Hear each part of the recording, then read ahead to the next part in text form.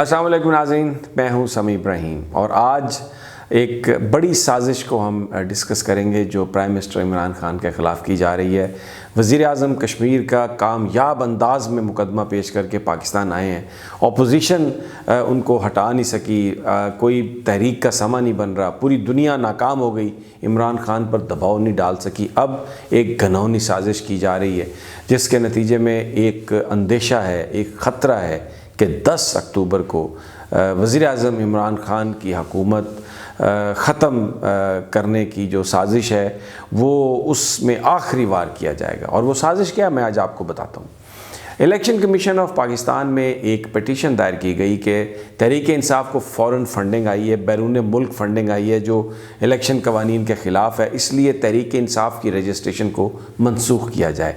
अब अगर तहरीक इंसाफ की रजिस्ट्रेशन मनसूख होती है तो इसका मतलब ये है कि तहरीक इंसाफ बतौर पॉलिटिकल पार्टी एग्जिस्ट करना बंद कर देगी, वो गैर कानूनी हो जाएगा और उसके टिकट पर जो अरकान असम्बली मुंतखब हुए हैं वो अपनी असम्बली की नशिस्तों से महरूम हो जाएंगे। गोया इमरान खान साहब भी कौमी असम्बली के मेंबर नहीं रहेंगे और अगर वो कौमी असम्बली के मेंबर नहीं रहे तो यकीनन फिर वो प्राइम मिनिस्टर तो नहीं रह सकते। ये है वो साजिश। और 10 अक्टूबर मैं इसलिए कह रहा हूँ कि इलेक्शन कमीशन ऑफ पाकिस्तान ने उस केस की सारी जो समाअत है वो मुकम्मल कर ली है।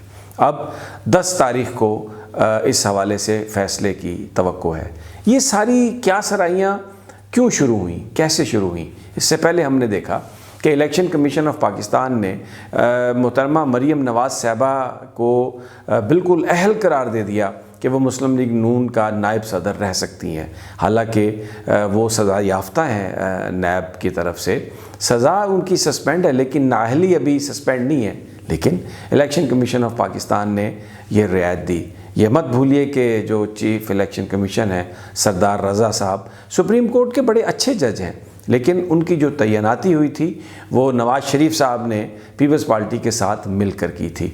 और फिर एक रीसेंट माजी में ये हुआ कि 2 मेंबरान इलेक्शन कमीशन के रिटायर हुए बलूचिस्तान से और गालबन KPK से। तो जब उनके लिए, यह शायद सिंध के थे, 2 मेंबर थे, 5 मेंबर इलेक्शन कमीशन होता है, हर सूबे से 1 मेंबर और फिर एक चीफ इलेक्शन कमिश्नर। तो उन 2 मेंबरान के तकर्रुर के लिए अपोजिशन और हुकूमत के दरमियान एक डेडलॉक हो गया। जब ये डेडलॉक हुआ और अपोजिशन ने किसी तरह से भी हुकूमत की किसी भी तजवीज़ को मानने से इनकार किया तो फिर आइन खामोश था कि अगर हिज़्ब इख्तिलाफ और हुकूमत के दरमियान इस हवाले से फ़ैसला ना हो तो किसके पास इख्तियार जाता है, इस हवाले से आइन खामोश था। गवर्नमेंट ने 2 मेंबरान का तकर्रर कर दिया।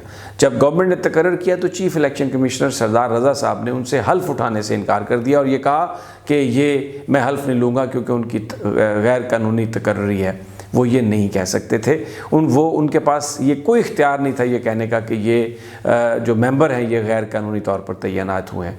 गवर्नमेंट ने कहा कि हम सुप्रीम कोर्ट ऑफ पाकिस्तान चले जाते हैं और वहाँ से एक रेफरेंस के ज़रिए सुप्रीम कोर्ट की राय ले लेते हैं। इस पर सरदार रज़ा साहब बहुत सीख पा हो गए और अब दिसंबर में वो रिटायर होने वाले हैं। क्या सराही ये की जा रही है? मुस्लिम लीग नून के बहुत सारे लीडर अपनी प्राइवेट कन्वर्सेशन में ये कह रहे हैं कि अब सरदार साहब बिल्कुल जाने से पहले एक ऐसी सौगात खिलाएंगे नून लीग को, एक ऐसा तोहफ़ा दे के जाएंगे कि जिससे इमरान खान साहब को बहुत शदीद झटका लगेगा। अब ये अगर इस तरह से होता है तो ये पाकिस्तान के लिए भी एक बड़ी बदकिस्मती होगी क्योंकि अगले 5-7 दिनों में प्राइम मिनिस्टर चाइना जाने वाले हैं जहाँ पर वो कश्मीर के हवाले से बात करेंगे। अब आप तसव्वुर कर लें वज़ीर आज़म चाइना में हैं, जा रहे हैं या आ रहे हैं और ये ख़बर आए कि जी उनकी तो गवर्नमेंट ही ख़त्म हो गई और वो कौमी असम्बली के मेंबर ही नहीं रहे। अब अगर इलेक्शन कमीशन ये कर भी देता है तो हुकूमत के पास एक चॉइस है कि वो हाई कोर्ट में जाके स्टे ले लेगी, लेकिन पूरी दुनिया में हुकूमत की जो लेजिटिमेसी है उस पर सवाल किया जाएगा कि ये तो वो हुकूमत है जो कोर्ट के स्टे ऑर्डर पर बैठी हुई है, जो फ़ॉरेन फंडिंग के हवाले से बात है, जो कश्मीर के हवाले से बात है। इमरान खान साहब की बात पर कौन यकीन करेगा और उनकी बात में कितना वज़न रह जाएगा? बहुत बड़ी साजिश।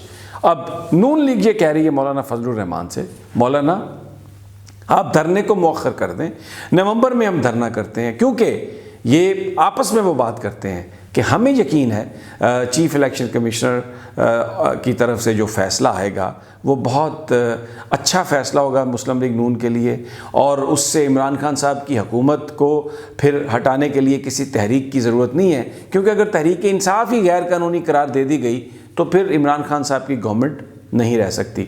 और एक जो लोग यहाँ पर अभी बात करते हैं, बहुत सारे लोग ये कहते हैं, खुदा जाने ये सच है ये झूठ, उनका ये कहना है कि जो 2 मेंबरान की तकर्री को रोका चीफ इलेक्शन कमीशन ने और उनसे हल्फ लेने से इनकार किया, उसकी वजह ये थी कि वो ये नहीं चाहते थे कि 5 मेंबर कमीशन अगर तहरीक इंसाफ की फंडिंग के हवाले से फ़ैसला करे तो फिर मेजॉरिटी फ़ैसला प्रिवेल करता है, तो 2 नए मेंबर आ गए और अगर जो पहले के 3 लोग हैं उनमें से एक की वफ़ादारी भी तब्दील हो गई तो फिर वो इमरान खान साहब की गवर्नमेंट को नहीं कर सकेंगे, उसको गैर कानूनी तहरीक इंसाफ को नहीं करार दे सकेंगे। साजिश है नाजरीन, ताना बाना है, और ये माजी में भी हुआ है। जब भी किसी ने इंटरनेशनल क़ुव्वतों के ख़िलाफ़ आवाज़ उठाई है, जब भी किसी ने पाकिस्तान में स्टेटस को ख़त्म करने की बात की है, उसका अंजाम बहुत बुरा किया गया। जुल्फ़िकार अली भुट्टो को ही देख लें, फांसी पे लटका दिया गया, ख़त्म कर दिया गया। तो ये इमरान खान साहब ने जो काम किया है, ये भी जुल्फ़िकार अली भुट्टो ने एटमी प्रोग्राम शुरू किया था, इमरान खान ने कश्मीर की उस तहरीक को ज़िंदा कर दिया पूरी दुनिया में, जो भारत ये समझता था कि वो हड़प कर चुका है। तो ये इमरान खान की जमात भी मुकम्मल तौर पर इस पे गौर कर रही है कि इसका कैसे इसका फ़ैसला अगर ये होता है तो कैसे इसका सद्देबाब करें। लेकिन ये वो साजिश है जो हम अगले 8-10 दिनों में अनफोल्ड होगी, देखते हैं इसका नतीजा क्या निकलता है।